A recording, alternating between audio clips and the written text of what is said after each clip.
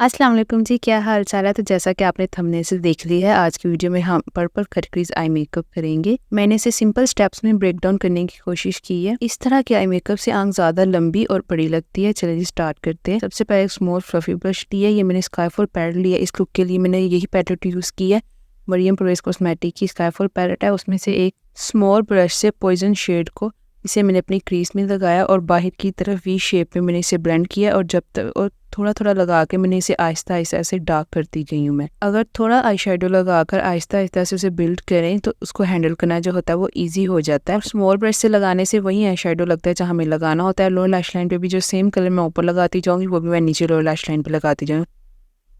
उसके बाद ये चेरी कलर लेके एक छोटे ब्रश से मैंने जहाँ पहला आई शेडो लगाया था उससे थोड़ा सा नीचे रख के उसको लगाया और मजीद डार्क किया, क्योंकि पहले हमने लाइट लगाना है, आईब्रोज के पास हमारा लाइट होगा और फिर बाद में डार्क एक लाइन चाहिए होगी जब हम कट क्रीज करेंगे। मजीद छोटे ब्रश से लेके मैंने एक लाइन से ड्रॉ किया आई शेडो के साथ और मजीद डार्क करने के लिए आई शेडो मैंने वही सेम यूज किया। आई शेडो मैंने चेंज नहीं किया, बाहर की तरफ वी शेप में सेम उसी तरह इसे भी ब्लेंड किया। बहुत ज्यादा इसे ब्लेंड नहीं करना, एक लाइन हमें चाहिए हो। आप इस आई मेकअप को ब्राउन या गोल्ड कलर में भी कर सकते हैं अगर आप ज्यादा फंकी कलर्स की तरफ नहीं जाना चाह रहे और आई मेकअप को सटल रखना चाहते हैं। उसके बाद एक फ्लैट ब्रश पे कंसीलर लेके उससे मैंने अपनी क्रीज को कट किया। आप फाउंडेशन भी यूज कर सकते हैं, लेकिन वो चीज यूज करिएगा जिसका फार्मूला थोड़ा क्रीमी हो, उससे अच्छे से क्रीज कट हो जाती है। लेकिन ज्यादा प्रोडक्ट ना लीजिएगा, ब्रश पे बिल्कुल हल्का सा प्रोडक्ट लेके पहले लाइन ड्रॉ कर लीजिएगा, उसके बाद आईज को उसकी सारे लिड पे फिल कर लीजिएगा। बहुत ज्यादा भर के जो है कंसीलर ना लगाइएगा आंख पे उसके, क्योंकि बाद में वो क्रीज हो जाएगा।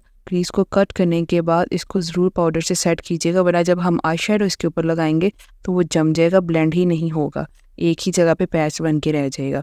कट क्रीज बेसिकली आंख को ज़्यादा बड़ा इसलिए दिखाता है क्योंकि हम क्रीज को कट करके उसको ज़्यादा डिफाइन कर देते हैं। विंटेज शेड लेके इसे मैंने अपनी जहाँ हमने क्रीज कट किया सारी क्रीज में वहाँ लगाया है। अच्छे से इसको भी लगा देना और जो हमारी जहाँ हमने क्रीज कट किया उससे ऊपर इसे नहीं जाना चाहिए। इसे बिल्कुल साफ तरीके से अपने ध्यान से आराम से लगाना है। सेम शेडो को मैंने अपनी लोअर लैश लाइन पे भी लगाया ताकि ट्रांजिशन सी क्रिएट हो जाए।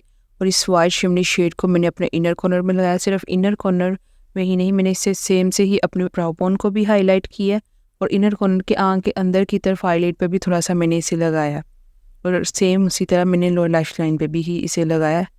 उसके बाद लाइनर के लिए मैंने मिस रोज का मार्कर आईलाइनर यूज़ किया। बिल्कुल बारीक सा एक विंग पहले मैंने ड्रॉ किया, ऊपर की तरफ लाइन ड्रॉ करके उससे मैंने अपनी आई लैश से ज्वाइन कर दिया और बिल्कुल आई लैशेस के पास रहते रहते एक लाइन लगाई है। जब आपने फेक लैशेस लगानी हो तो आई लैशेस के पास एक लाइन ज़रूर लगाया कीजिए, उससे जो लैशेस हैं वो ज़्यादा नेचुरल लगती हैं। जब हम इनर कॉर्नर भी बना लेते हैं तो आई मेकअप में चार चांद लग जाते हैं, आंख ज़्यादा लंबी और खींची हुई अट्रैक्टिव लगती है। और ये ग्लिटर पिंक ग्लिटर लेके सिर्फ मैंने अपनी लोअर लैश लाइन पे इन ग्लिटर्स को लगाया। बहुत भर के मैंने ग्लिटर नहीं लगाया, बिल्कुल हल्के हल्के मैंने इसे प्रेस किया। मिस रोज की प्रेस ग्लिटर पैलेट से मैंने ग्लिटर्स यूज़ किए। मस्कारे के लिए मैंने एसेंस कॉस्मेटिक का लैश प्रिंसेस मस्कारा यूज़ किया। अच्छे से ऊपर वाली लैशेस को भी और नीचे वाली लैशेस पे भी मस्कारा लगा ली। मस्कारा वाटर प्रूफ भी है और आई लैशेस को बहुत अच्छा वॉल्यूम भी देते। उसके बाद मैंने फेक लैशेस लगाई थी। ये देखें जी, before and after fake lashes एकदम से लुक ही चेंज हो जाता है आई मेकअप का। ये आई मेकअप आपको कैसा लगा मुझे कमेंट सेक्शन में बताइएगा और अगर आप स्मोकी आई लाइनर सीखना चाहते हैं तो आप इस वीडियो को चेक कर सकते हैं। ओके जी, अल्लाह हाफिज़।